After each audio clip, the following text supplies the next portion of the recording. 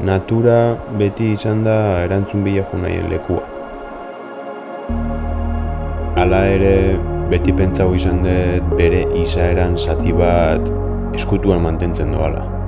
Eta ez doala inoiz bere osotasuna erakusten.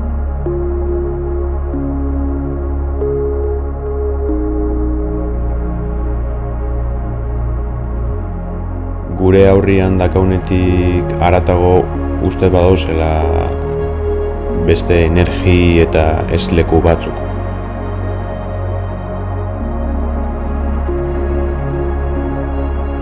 Eta realitate hortatik kanpo ez leku hortan nahi izan dut sartu, nere aurrian gertatzen dona interpretatuz.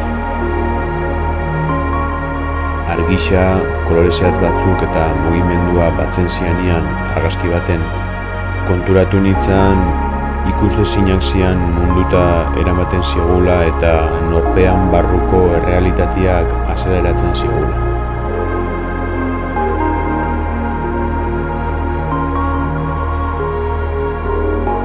Azkenian dana da ziklikoa obra hontan, eta ikuslia argazkisakin aurrez aurre ipintzen den momentu hori sortze prozesu baten hasieria izango da.